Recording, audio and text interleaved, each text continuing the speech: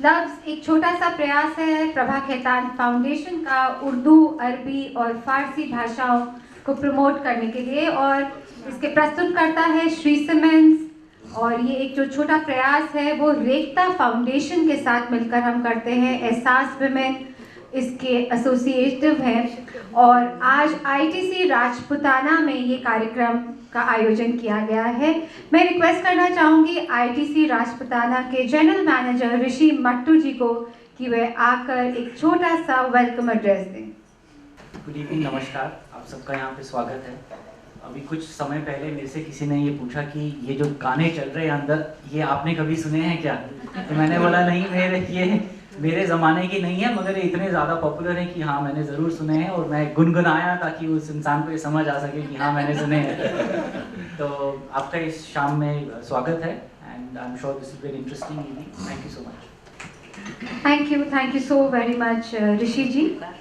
जो हमारा सेशन 2 है वो भी बहुत ही इंटरेस्टिंग होने वाला है, और जो यहाँ पर दो शख्सियत हमारे साथ मौजूद हैं, जोरदार तालियां हो जाए सबसे पहले इनके लिए। अजरा नकवी जी, a very popular poet and a person who has done dozens and dozens of work in translation. आपने अपनी अधिकतर अपने जो जीवन के वर्ष है वो बाहर आउट ऑफ इंडिया बिताए, और फिर आप अब भारत यहाँ पर लौटी हैं, अपने देश अपनी मिट्टी के साथ जुड़कर और बहुत सारा काम कर रही हैं। रेखता फाउंडेशन के साथ मिलकर भी आप उनकी डिक्शनरी पर, जैसे इन्होंने बताया, काम कर रही हैं, और women issues, women rights, women empowerment, महिला सशक्तिकरण पर ये बहुत ज़्यादा लिखती हैं, पढ़ती हैं, चर्चाएं करती हैं और लोगों को इंस्पायर करती हैं। इनसे आज बातचीत करेंगे डॉक्टर हुसैन रज़ा खां साहब। आप 33 वर्षों से प्रोफेसर रह चुके हैं महारानीज कॉलेज में, और आज आई थिंक ये पहली बार लफ्ज़ में यहाँ पर आए हैं, और and he is very happy. He told me, he said आप जो ये काम कर रहे हैं उर्दू भाषा को प्रमोट करने का और उसको प्रिजर्व करने का, वो एक बहुत ही नोबल स्टेप है। Thank you so very much sir, thank you so very much Azra ji. Over to the two of you. अभी जो आप इधर मुलाहिज़ा फरमा रहे थे कि मैं पल दो पल का शायर हूँ, पल दो पल मेरी कहानी है। सच्चाई ये है कि ये शायर का ख्याल हो सकता है कि वो पल दो पल के शायर हैं, लेकिन मेरा अपना ज़ाती ख्याल ये है कि वो पल दो पल के नहीं बल्कि सदियों के शायर हैं। दूसरी बात ये कि लफ्ज़ से ये बात शुरू हो रही है, और लफ्ज़ के लिए मैं कहना चाहूँगा कि लफ्ज़ की कायनात में गुम हूँ, लफ्ज़ की कायनात में गुम हूँ, ज़िक्र में गुम हूँ, बात में गुम हूँ, लफ्ज़ की कायनात में गुम हूँ। और ये सुनकर यहाँ बैठकर अगर ये कहा जाए कि मौसम है साहिराना, ए दिल कहीं से उनको ऐसे में ढूंढ लाना, मौसम है साहिराना। तो इस साहिराना मौसम के अंदर, क्योंकि सुनते में यहाँ से भी सुना, वहाँ से भी सुना, इधर से भी सुना, और बात जैसा अभी यहाँ से आई थी कि यहीं से शुरू करनी है, तो मैं अपनी बात वहीं, जो पीछे से भी एक आवाज़ आ रही थी बार बार, कि परछाई से ही अपनी बात शुरू करना चाहूँगा। मैं शाहिर की बहुत मशहूर नज़्म परछाई, मैं सिर्फ अजरा नकवी साहिबा से ये मालूम करना चाहूँगा कि ये 184 मिसरे इस नज़्म के अंदर थे, क्या ये नज़्म छोटी हो सकती थी अपने कैनवस के एतबार से, या ये नज़्म एक तरीके से अमन आलम के लिए एक दुआई देने वाली नज़्म थी, या ये कुछ सब कुछ शाहिर कहना चाहते थे? इस तरफ मतलब ऑडियंस की तवज्जो आपके लिए चाहते। परछाइयाँ से पहले तो मैं अपना इश्क पहले बता दूँ। अभी बहुत साहिर के इश्क की बात हुई, मैं भी साहिर के इश्क में गिरफ्तार हूँ, लेकिन कब से? जब मैं कॉलेज के ज़माने से। उसकी बात मैं बाद में करूँगी। अभी क्योंकि परछाइयों की बात कर रहे हैं, तो हमारे कॉलेज में एक ज़माने में ये था कि सब कंपटीशन होता था कि परछाइयाँ कौन पूरी याद करेगा। अब यकीन कीजिए वो परछाइयाँ एक ज़माने में मुझे पूरी याद थी, अब भी है, पढ़ूंगी तो अभी थोड़ी देर में। तो साहिर का शहर कुछ ऐसा ही था कि सब चीज़ें याद थी। और जब मैं पढ़ती थी तो वो एक ऐसी उम्र थी कि उसका रिदम, उसका तरन्नुम, हर चीज़, और जाहिर है इतनी अक्ल तो हमें ही थी कि किस चीज़ के बारे में लिखी है। लेकिन जब मैं पढ़ती हूँ तो उसका हर लफ्ज़ एक जहान मानी रखता है अपने अंदर, बहुत कमाल की चीज़ है।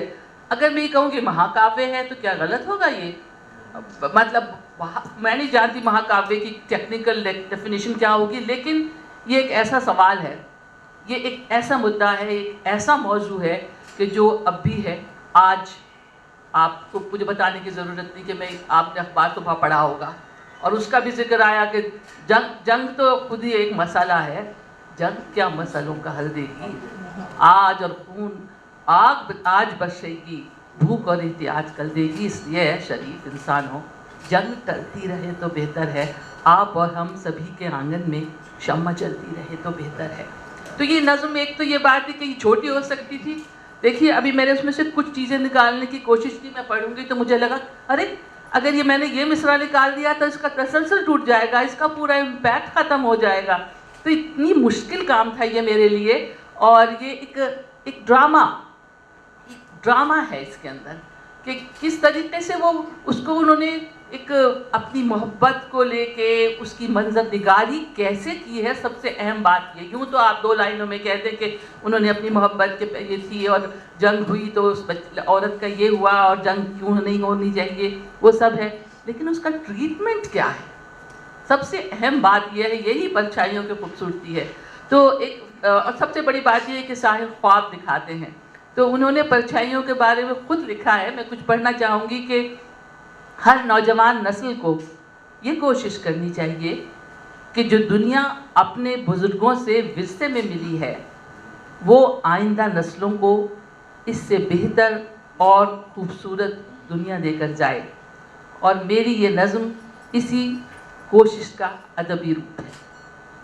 तो ये सबसे बड़ी बात ये है ना कि ये क्यों लिखी गई नज़्म, क्योंकि जितनी भी साहिर की शायरी है, उनकी दूसरी किताब का नाम आओ कि कोई ख्वाब बने, तल्खियाँ पास से तल्खियाँ गुजर गई, अब वो ख्वाब देखना चाहते हैं, नई नस्ल को ख्वाब दिखाना चाहते हैं। और इसीलिए मेरा जज्बाती ताल्लुक़ उनसे था। तो जब मैं परछाइयों की तरफ आऊँगी, थोड़ी सी पर्सनल बात मैं करूँगी कि साहिर की मैं अलीगढ़ मुस्लिम यूनिवर्सिटी में पढ़ती थी और वहाँ बैतबाजी होती थी। बैतबाजी से आप सब वाकिफ़ होंगे। तो उसमें उमूमन बैतबाजी में गज़ल के अशार दिए जाते हैं। एक शेर पढ़ा जिसमें ख़त्म हुआ अंताक्षरी की तरह। हम लोगों ने ज़िद करके कि नहीं हम तो नज़म के भी बन देंगे और हमें पढ़ना थी साहिर की। मुझे याद है कि जब ये पे शेर टूटता था तो मैं उनकी जो नज़म बंगाल है कि ये शाहराहें इसी वास्ते बनी है क्या कि इन प्रदेश की जनता से सक के मरे, मिले इसीलिए रेशम के ढेर बुनती हैं कि दुख्तरान वतन तार तार को बख्तर से, चमन को इसलिए माली ने खून से सींचा था कि उसकी अपनी निगाहें बहार को तरसें। तो भी होता था अब भाई ख़त्म करो, यहाँ कहाँ तक पूरी पढ़ोगी। तो ये, और जावेद अख्तर साहब के छोटे भाई वो भी बहुत अच्छे शायर हैं, वो भी पढ़ते, वहाँ उस ज़माने में मेडिकल में पढ़ते थे। तो ये बड़ी कंपटीशन होता था कि साहिर के अशार कौन देगा। तो वो शुरू हुआ गालिब इनसे मेरा साहिर से, और जो उसकी रूमानी उसकी बात है। तो जब ज़िंदगी की उस मंजिल पे पहुंची जब प्यार हिंडोले में झूली, तो ऐसा लगता था कि साहिर ने जो कुछ कहा है वो मेरे लिए कहा है, ये मेरी ज़बान है। अब जैसे आज भी आप सब बैठे हैं, ये वाला कि अभी न जाओ, कितना सादा है, कितना सादा, अभी न जाओ छोड़ के कि दिल अभी भरा नहीं। तो ऐसा लगता है कि ये हमारे ही दिल की बात कह रहे हैं। ये जो कमाल था ये जो कमाल था उनका कि वो उस चीज़ को, उस सिचुएशन को फिल्म में इस तरह पढ़ते थे, इस तरह पेश करते थे कि वो बिल्कुल ऐसा लगता था कि हर दिल की ज़बान है। तो मैं परछाइयाँ की तरफ आती हूँ और उसके थोड़े थोड़े हिस्से पढ़ूंगी और मुझे कहाँ पे क्या उसमें मुझे चौंका देता है, क्या हॉन्ट करता है। सबसे शुरू होती है, हालांकि मैंने बहुत से हज़फ कर दिए हैं, ओमिट कर दिए हैं इसमें से मिसरे, और वो जवान रात के सीने पे दुधिया आंचल मचल रहा है किसी ख्वाब मरमरी की तरह। अब मैंने पहले नहीं ख्याल होता था कि ये ख्वाब मरमरी क्या है। परसों रात में बैठी थी, मैंने इसको विजुअलाइज करने की कोशिश की। ख्वाब मरमरी, जैसे आप किसी तसव्वुर में किसी आसमान पे देख रहे हैं, कोई सफ़ेद धुंधल का सा, कोई बगुला सा है, कोई ख्याल है। तो कितनी खूबसूरत बात कही है उन्होंने, ख्वाब मरमरी की तरह। और आगे था कि हसीन फूल, हसी पत्तियाँ, हसी शाखें लचक रही हैं किसी जिसमें नाज़मी की तरह।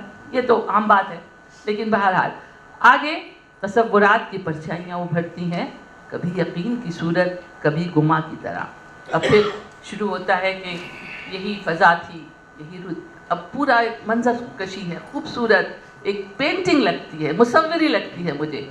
और जैसे धीरे धीरे इसमें कोई म्यूज़िक भी पीछे बज रही है, एक गैर मरई जो सुनाई नहीं दे रही, लेकिन मैं महसूस कर सकती हूँ। यही फ़ज़ा थी, यही रुत, यही ज़माना था, यहीं से हमने मोहब्बत की इब्तदा की थी। धड़कते दिल से लरसती हुई कि आरज़ू के कमर खिल के फूल हो जाएं, दिलो नज़र की दुआएं कबूल हो जाएं। तसव्वुरात की परछाइयाँ उभरती, तसव्वुरात की परछाइयाँ उभरती हैं। अब देखिए, अब ये ड्रामा है, मुझे लगता है कि सीन बदल रहा है। तुम्हारी आँख मसरत से झुकती जाती है, न जाने आज मैं क्या बात कहने वाला हूँ। नज़र खामोश है, आवाज़ रुकती जाती है। खैर बहरहाल मैं जितनी याद है वो सुना देती हूँ आपको। यही फ़ज़ा थी, यही रुत, यही ज़माना था, यहीं से हमने मोहब्बत की इब्तदा की थी। धड़कते दिल से लरसती हुई निगाहों से हुजूर गैब में नन्ही से इल्तिजा की कि आरज़ू के कमल खिल के फूल हो जाएं, दिलो नज़र की दुआएं कबूल हो जाएं। वो लम्हे कितने दिलकश थे, वो लड़ियाँ कितनी प्यारी थी। अब ये बहर बदल रही, ये बहरें, ये जो मीटर है बदलना, ये भी उसका एक ड्रामे का अंसर है उसके अंदर। वो लम्हे कितने नाजुक थे, वो लड़ियाँ कितनी प्यारी थी। बस्ती की हर एक शादाब गली ख्वाबों का जजीरा थी गोया। हर मौज नफस, हर मौज सबा नगमों का ज़ख़ीरा थी गोया। अब एक सीन बदलता है, और किस लफ्ज़ से? नागाह, एकदम नागाह लहकते खेतों से टापों की सदाएं आने लगी। अब डिक्शनरी बदल गया पूरा। नागाह लहकते खेतों से टापों की सदाएं आने लगी। बारूद से बोझल मुँह लेकर पश्चिम से हवाएं आने लगी। मगरिब के महज़्ज़ब मुल्कों से तामीर के रोशन चेहरे पर तखरीब का बादल फैल गया। हर गांव में वहशत नाच उठी, हर शहर में जंगल फैल गया। मगरिब के महज़्ज़ब मुल्कों से कुछ खाकी वर्दी पोश आए, इठलाते हुए मबरूर आए, लहराते हुए बदहोश आए। पूरा मंजर कशी है, पूरा मंजर कशी है इसके अंदर।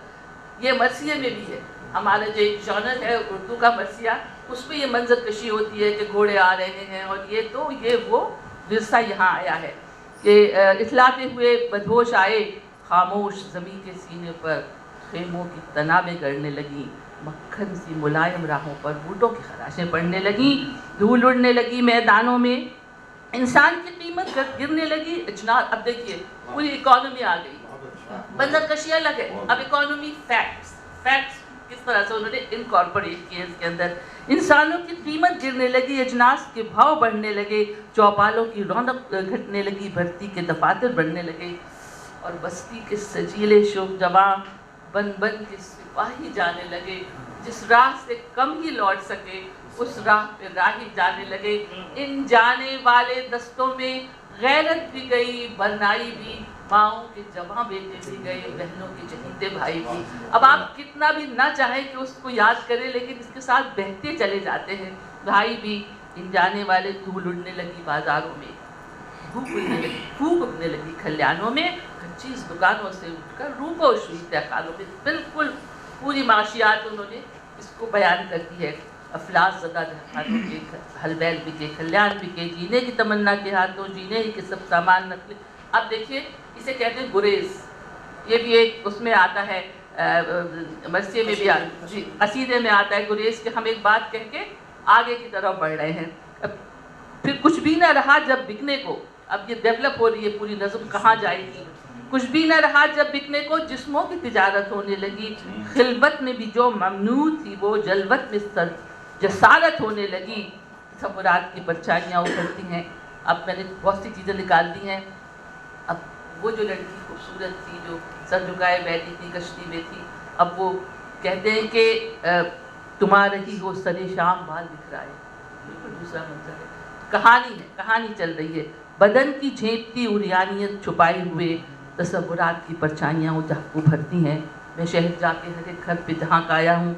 अब ये नौजवान उस वक्त का क्या क्या कर रहा था, मैं शहर जाके हर एक घर पे झांक आया हूँ। किसी जगह मेरी मेहनत का मोल मिल ना सका, सितमगरों के सियासी कमाल खानों में अलम नसीब फरासत का मोल मिल ना सका। तसव्वुरात की परछाइयाँ उभरती हैं, तुम्हारे घर में क़यामत का शोर बरपा है। अब दूसरा मंजर आ गया। महाज़े जंग से हरकारा तार लाया है कि जिसका जिक्र तुम्हें ज़िंदगी से प्यारा था, वो मैं पढ़ते में अपने आप को रोने से नहीं रोक सकती। वो भाई नगए दुश्मन में काम आया है। तसव्वुरात की परछाइयाँ उभरती हैं। अब फिर बहर बदलती है।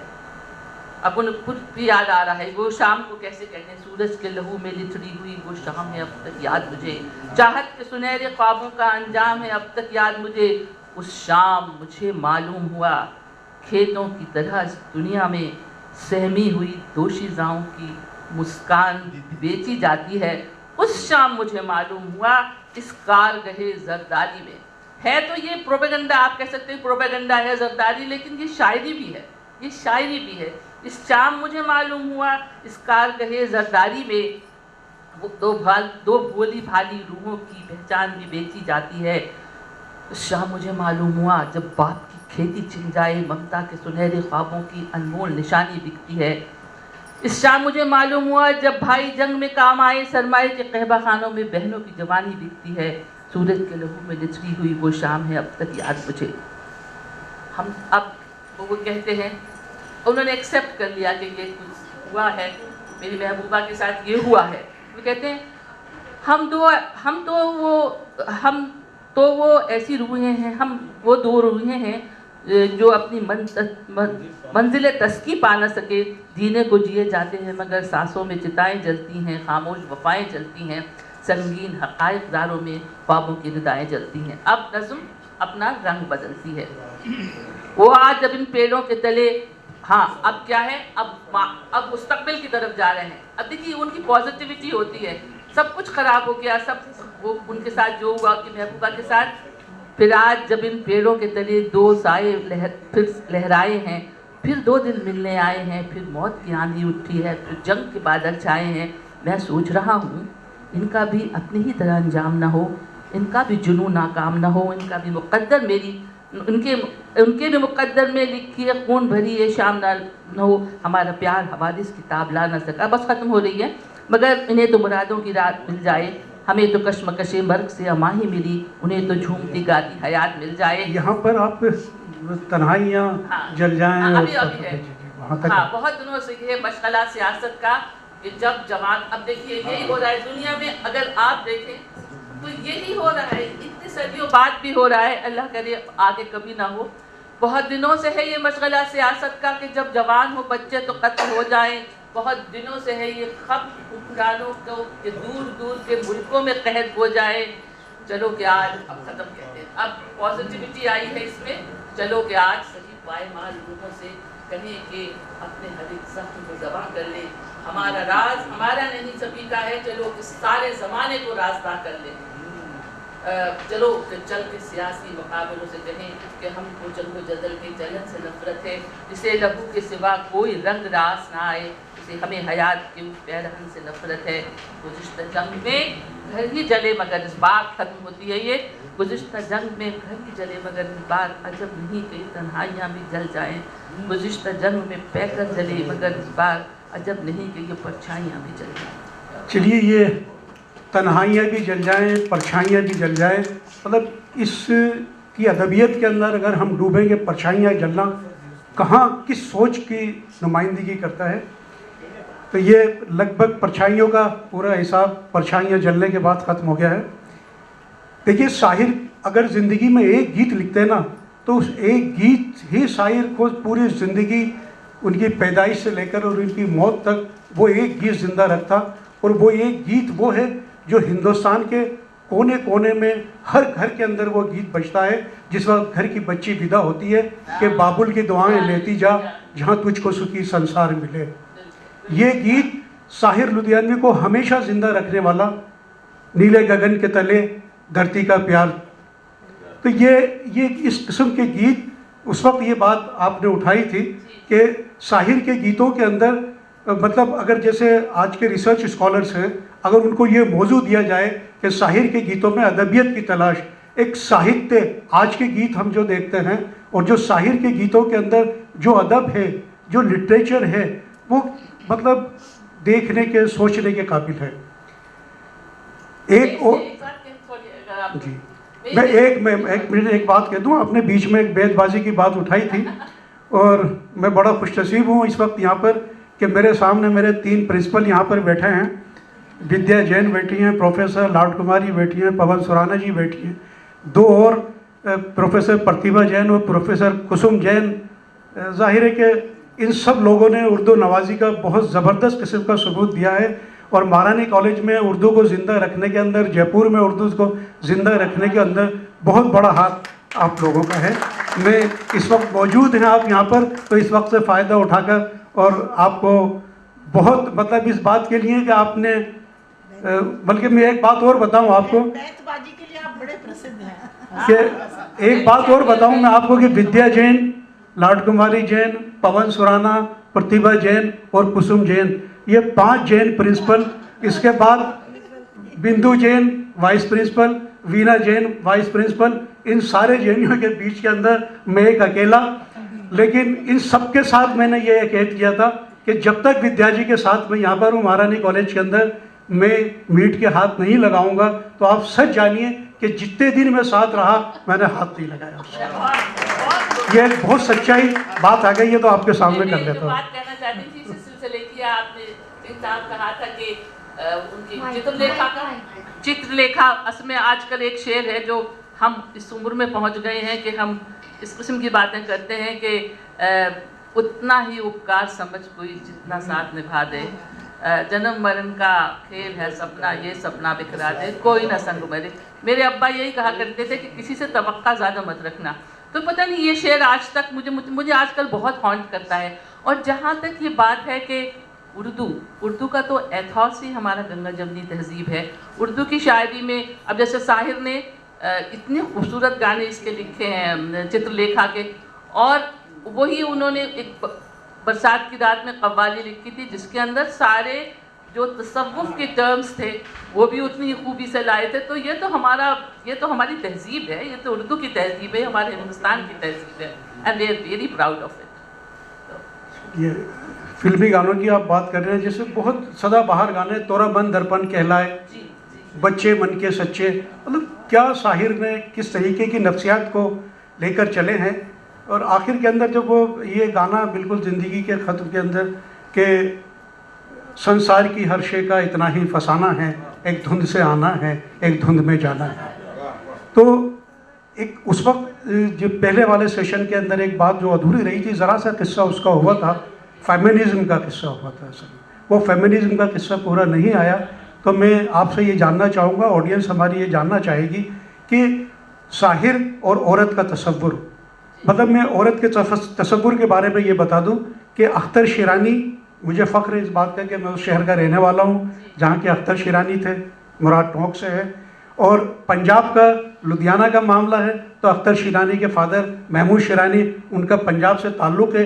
एक बहुत बड़ी किताब उन्होंने पंजाब में उर्दू, मतलब जिसको हम मल्टी डायमेंशन के हिसाब से उसको देखते हैं कि उर्दू के ऊपर पंजाबी के कितने एहसानात हैं, तो महमूद शिरानी की लिखी हुई एक किताब, तो वहाँ से भी। तो ये जो फेमिनिज़्म का, हाँ मैं अख्तर की जो बात आपसे कह रहा था इस वजह से कि औरत को एकदम कोई सामने नहीं लाया। सबसे पहले उर्दू गीत के अंदर अख्तर शिरानी सामने लेकर आए और ये कहकर लाए कि सलमा, अजरा और रेहाना, ये 3 पेकर उन्होंने उठाए और सलमा अख्तर और रेहाना को हमारे सामने उन्होंने इंट्रोड्यूस कराकर उर्दू गीत के अंदर औरत को पहली दफ़ा बहुत फराग दिली के साथ उन्होंने पेश किया। लोग छुप छुप कर, चाहे वो मीर हों चाहे गालिब हों, बड़े छुप छुप कर वो हमारे सामने आए। लेकिन अख्तर के बाद साहिर ने औरत को जिस तरीके से हमारे सामने पेश किया, वो दोनों मिसरे भी आपने पढ़े थे कि औरत ने जन्म दिया मर्दों को, मर्दों ने उसे बाजार दिया, जब चाहा मसला कुछ, जब जी चाहा मसला कुचला, जब जी चाहा धुतकार दिया।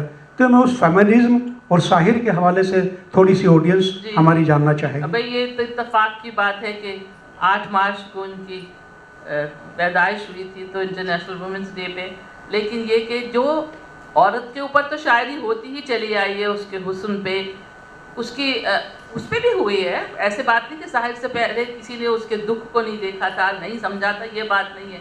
लेकिन जो रिस्पेक्ट, और ख़ासकर फिल्मी गानों में जो रिस्पेक्ट दी उन्होंने औरत को। अब वो पिंक फिल्म आई थी, पूरा किस्सा क्या था कि औरत की ना भी हाँ मानी जाती है, उसकी ना का कोई मतलब नहीं है, उसकी कोई अपनी मर्जी नहीं है। कि आप सब ने देखी होगी पिंक, तो वो कितने पहले साहिर ने मुझे आपने जिक्र भी किया था कि प्यार पर बस तो नहीं है मेरा, लेकिन फिर भी मुझको बतला दे तुझे प्यार करूँ या ना करूँ। तो ये कोई इतनी मामूली बात नहीं है कि ये बात उन्होंने ऐसे ही कह दी थी। तो ये उनकी, ये औरत के लिए उनका दिमाग में जो इज्जत थी, उनकी वालदा का बहुत जिक्र आया कि उनकी वालदा सितमज़दा खातून थी, लेकिन जिसने उनको स्ट्रेंथ दी वो उनकी मजबूती थी, वो उनकी वालदा की मजबूती थी जिसने औरत की इज्जत उनके दिल में बिठाई है कि औरत बहुत कुछ कर सकती है। ये उनके बहुत से अशार पे आया है, शायरी में आया है। अभी देखिए, और ये कौन था, एक इंसाफ का तराजू एक फिल्म थी, मैंने निकाले हैं कि हज़ारों ख्वाब हकीकत का रूप ले लेंगे, मगर ये शर्त है तुम मुस्कुरा के हाँ कह दो। अब इस पे तो नहीं है, मोहब्बत की बात हो रही है, लेकिन तब भी औरत को कहते हैं ना उर्दू में, इन्हें प्राथमिकता देने की कोशिश करते हैं कि उसकी भी अस्तित्व है, वो भी कोई चीज़ है, तो उतनी ही इम्पोर्टेंट है।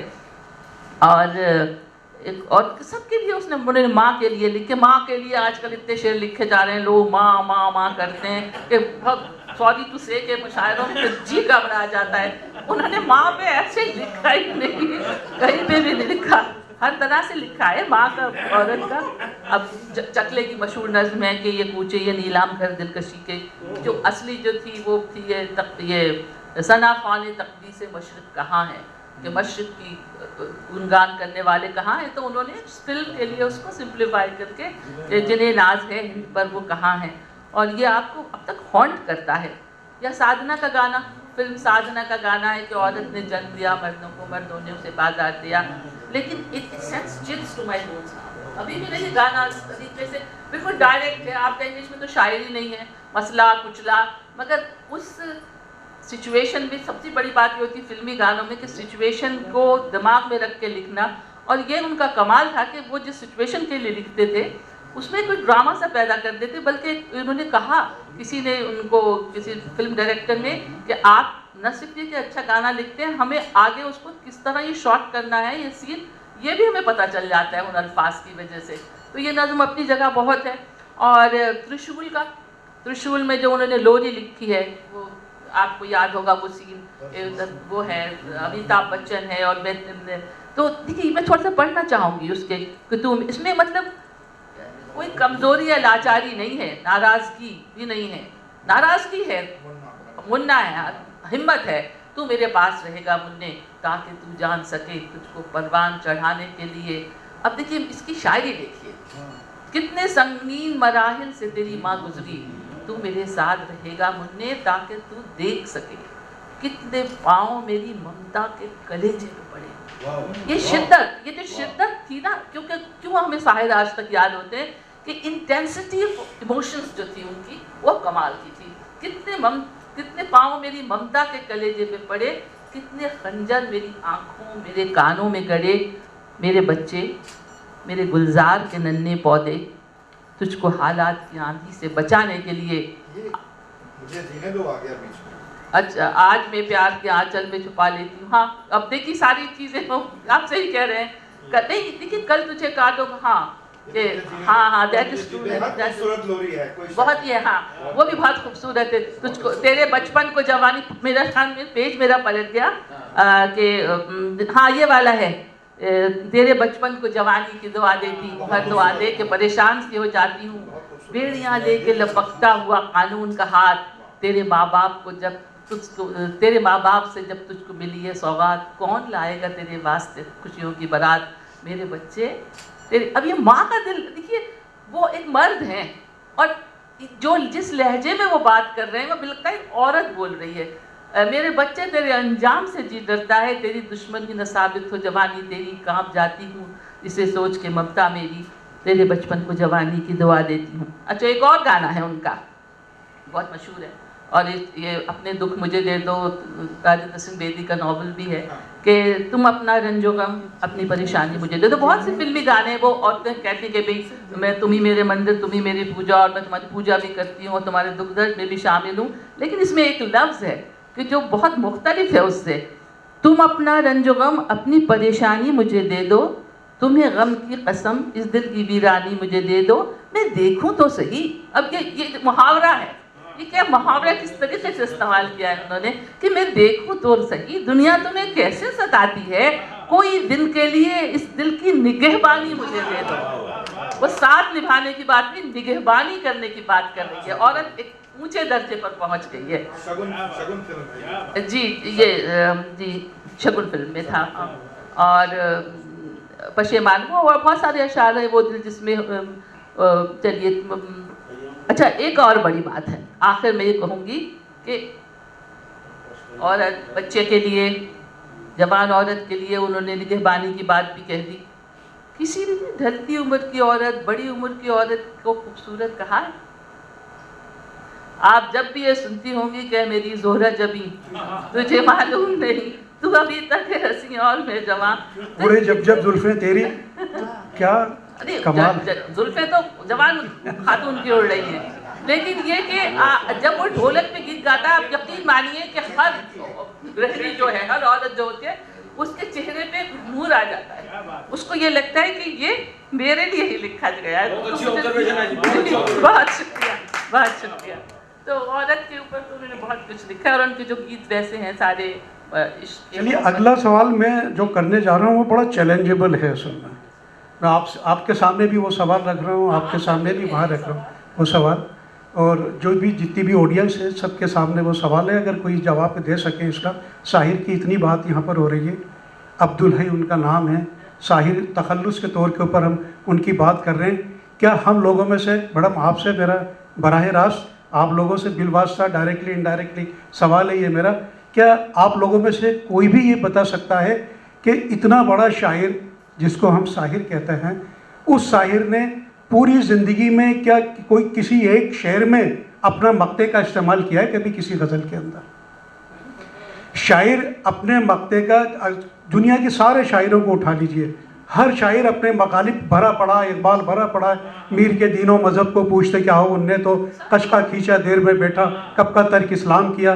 दुनिया का हर शायर अपना तखल्लुस अपने शेर के अंदर अपनी पहचान ज़रूर रखता है, लेकिन ऐसी क्या वजूहात थी कि साहिर ने, मैंने जहाँ तक साहिर को पढ़ा है, मतलब बेइंतहा मैं ये नहीं कह सकता कि कितना पढ़ा है, लेकिन एक हद तक पढ़ा है मैंने, लेकिन मुझे कहीं पर भी साहिर ऐसा नज़र नहीं आया कि एक भी जगह उसने, एक सवाल तो मेरा ये है, क्योंकि अक्सर बहुत दफ़ा मेरी एक आदत रही है कॉलेज में भी मैडम, कि जैसे बहुत दफ़ा क्या होता है कि जो डिक्शन होता है किसी ज़बान का, मैं उर्दू से ही रिलेटेड बात कर रहा हूँ, जो डिक्शन होता है उस डिक्शन के अंदर उसकी ज़बान की उस लफ्ज़ की आत्मा जो होती है वो उसमें ज़िंदा रहती है।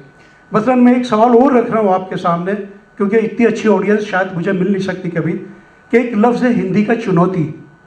मैं पूरे दुनिया के उर्दू अदब के लोगों को चुनौती देता हूँ इस बात की कि वो चुनौती की मुझे उर्दू बता देंगे क्या है। हमें उर्दू में चुनौती को ही इस्तेमाल करना पड़ेगा, हमें आरक्षण को रिजर्वेशन का नाम देना पड़ेगा। आरक्षण का, ये उर्दू का एक अदना सा तालिब इल्म आपके सामने बैठा है, लेकिन आरक्षण की उर्दू हमें कहीं नज़र नहीं आती।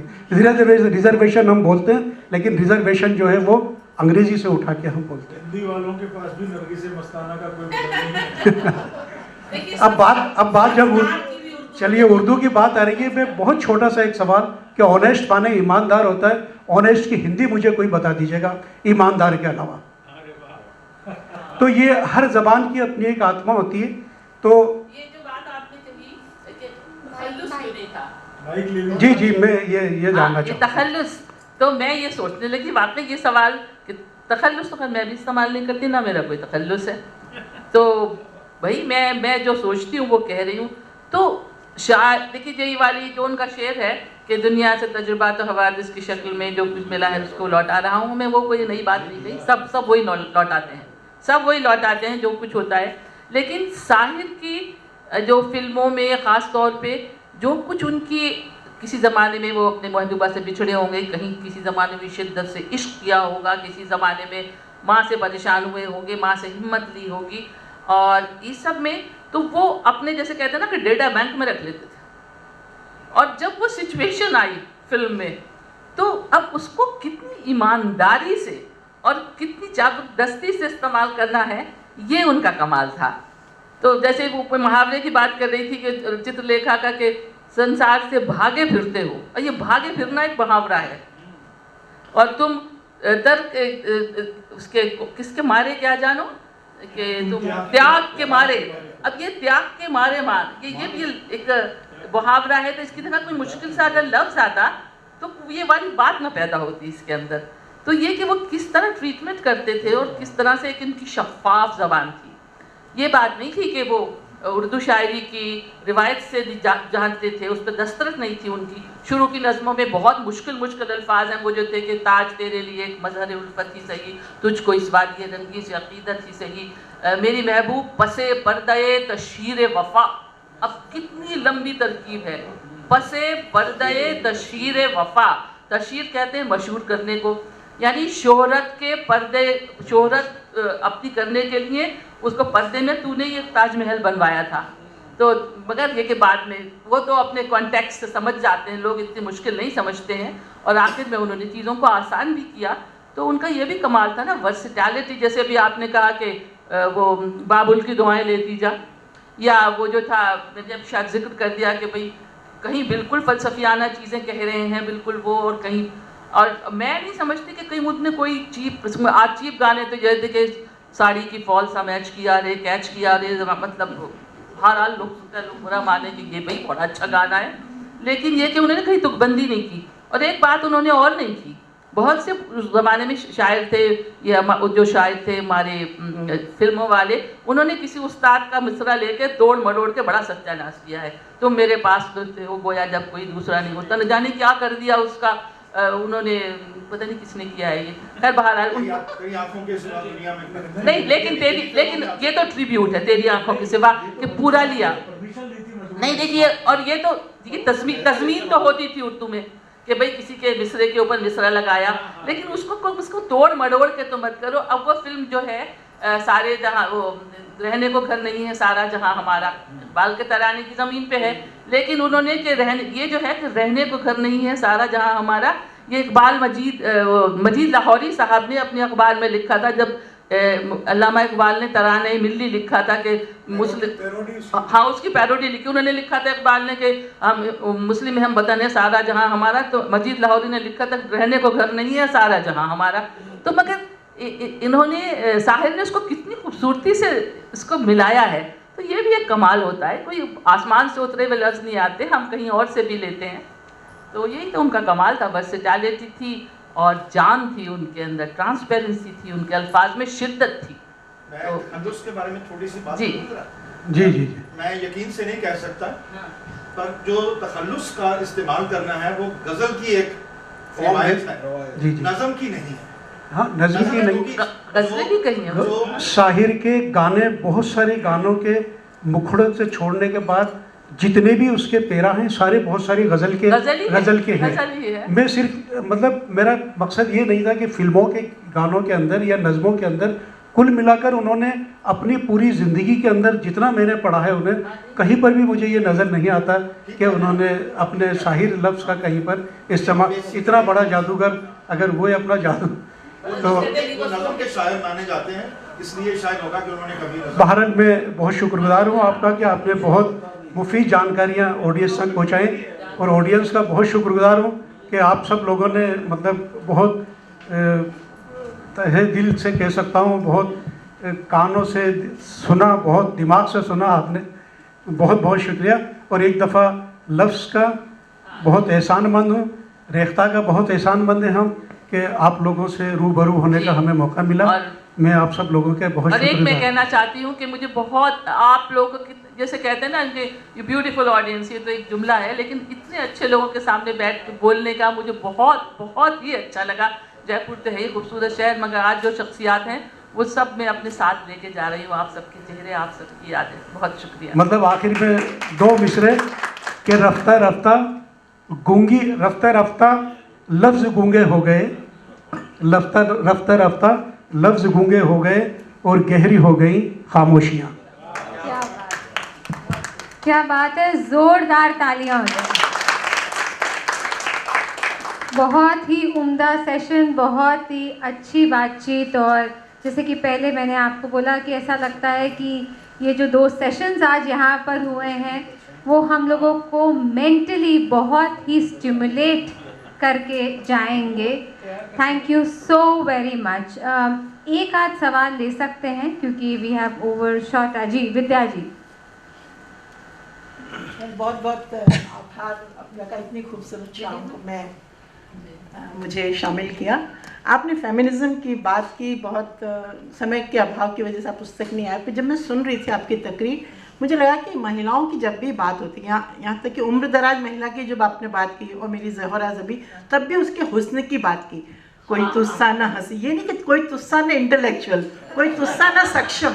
तो मेरा सवाल ये, और आप देखिए कि आप सारे शायर रोमानियत, उन्हें तो चाहिए ही एक इश्क चाहिए, फिर रोमानियत से रिबेलियन होता है वो, फिर वो सामाजिक और राजनीतिक सरोकारों की बात करता है। पर महिला को क्या हमेशा एक इसी तरह का objectification, talking about her body and beauty, is it so essential? I mean जी, इस दिल मैं देखूं तो सही, दुनिया तुम्हें कैसे सताती है, कोई दिन के लिए इस दिल की निगहबानी मुझे दे दो। तो वहाँ उसकी खूबसूरती की तारीफ नहीं, उसकी उस क्वालिटी की बात कर रहा है, लीडरशिप क्वालिटी की, कि वो दुनिया को सुधार सकती है, मुझे सुधार सकती है। तो कहने को तो बहुत कहा है, उर्दू शायरों ने, हिंदी शायरों ने, सबने, फेमिनिस्ट तो बहुत शायरी हुई है। और उसके तेरे माथे पे ये आंचल बहुत ही खूब है, लेकिन तू आंचल को एक परचम बना लेती तो अच्छा था। लेकिन ये आपकी पॉइंट बहुत वैलिड है, बहुत सही है। ज़्यादातर तो यही होता है कि औरत की खूबसूरती की बातें होती है, लेकिन बहुत इससे काफ़ी इनहराफ किया। और जो चाय पर मैंने आपसे पूछा था कि रोमानियत से रिबेलियन, देखिए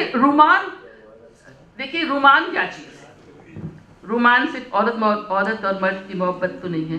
रोमान कोई, मैं औरत और मर्द की मोहब्बत की रोमान, बात कर रही हूँ। देखिए मैं उसी की बात कर रही हूँ। वो जो रिबेलियन है वो भी एक रोमान है, एक रोमानी तसव्वुर है खूबसूरत दुनिया का, एक ख्वाब है जिसको हासिल करने के लिए वो एहतजाज भी करता है और ऐसी शायरी भी करता है एहतजाज की। तो वो भी एक रोमान है जिंदगी का, मतलब एक चीज़ जो आपके पास नहीं है, जो आप सोचते हैं, जिसके ख्वाब देखते हैं, वो भी एक रोमान है। Thank you so very much.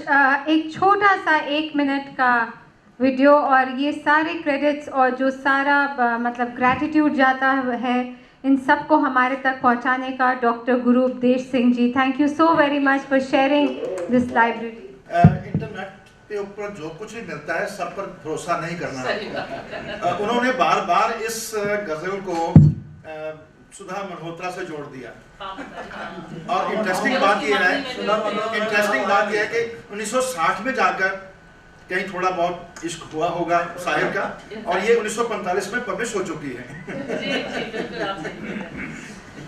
बहुत बहुत धन्यवाद। मैं आमंत्रित करना चाहूँगी श्री प्रमोद शर्मा जी को, जो प्रभा खेतान फाउंडेशन के एसोसिएट हैं, ग्रास रूट मीडिया फाउंडेशन से, कि वो आगे आएँ और हमारी तरफ से मोमेंटो प्रदान करें अज़रा नकवी जी को और डॉक्टर हुसैन साहब को। जैसे कि मैंने आपको पहले बताया, प्रभा खेतान फाउंडेशन का ये वाला सर प्रमोद जी है, प्रभा खेतान फाउंडेशन का एक छोटा सा प्रयास है लोकल आर्ट को प्रमोट करने का। और ये छोटी सी भेंट हमारी पटना से मोमेंटो, पटना से मधुबनी, बहुत बहुत धन्यवाद प्रमोद जी, बहुत बहुत धन्यवाद अजरा जी, जोरदार तालियां हो जाएं।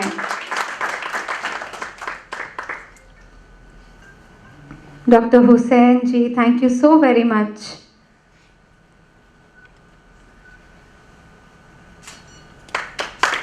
एक तस्वीर आप तीनों की ऑफिशियल तस्वीर हो जाए।